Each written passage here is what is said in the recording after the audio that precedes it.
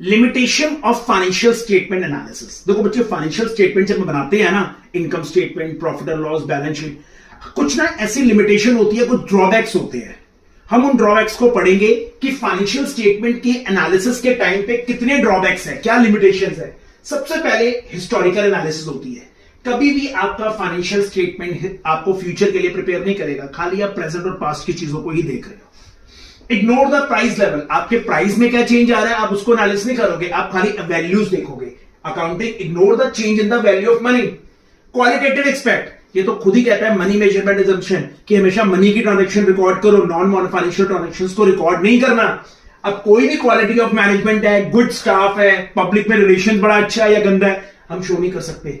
Suffer from the limitations of financial statement basis of the analysis of the data can't be reliable, कि जो हम लेते हैं हम पहले से ही डाटा को ना इग्नोर कर देते हैं कई चीजों को ताकि टैक्स ना देना पड़े। तो इसका मतलब जब हमारे डाटा ही इनकम्प्लीट है तो उससे क्या होगा, हमारे एनालिसिस भी गलत होगी। Variance in practice, accounting practice, लोगों की प्रैक्टिस डिफरेंट है, मेथड डिफरेंट है, तो ये भी एक प्रॉब्लम है।